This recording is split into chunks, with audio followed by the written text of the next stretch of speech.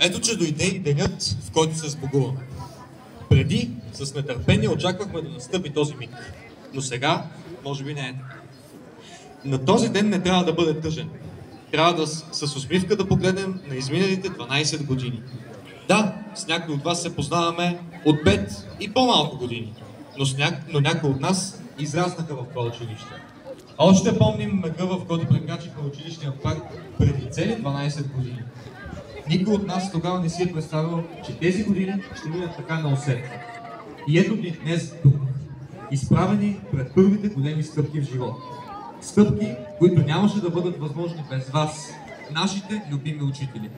И най-важното, вие се постарахте да ни предадете най-ценните си уроци, тези на живота. Благодарим за разбирането и търпението, за шегите и, разбира се, за знанията. За нас беше истинско удоволствие да присъстваме във вашите часове и да бъдем ваши ученици. Вие бяхте за нас вдъхновение и пример за това как човек трябва да се отнася към работата си. С любов и удоволствие благодарим ви за всичко. Тук е моментът и да благодарим на нашата класна госпожа Румена Иванчева за всеотдайността, търпението и разбирането към нас. Каквото и да се каже обаче, ще бъде малко. Затова просто благодаря. Скъпи съученици, желая ви успех и здраве. Нека бъде лек житейският ви път.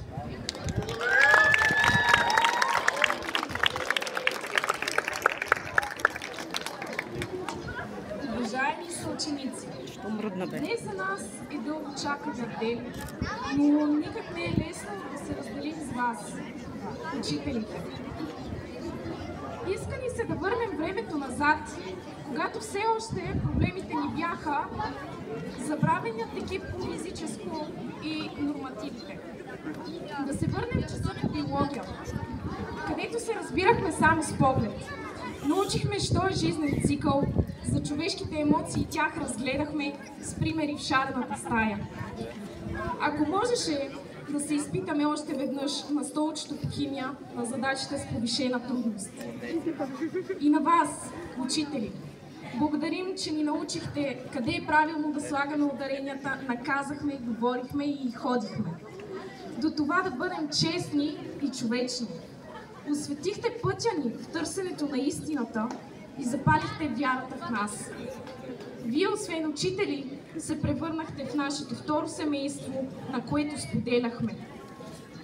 Ще ни липсват личните разговори с вас и срещите по училищния коридор. Предимно момичешки клас с емоция и лични преживявания, то добронамереността остана най-чистата връзка, която ни свързва. Скъпи съученици, нека е лек пътят на вашия успех, нека таките са по-малко от радостите, нека по същия успешен начин приключи и този етап за всеки един от нас.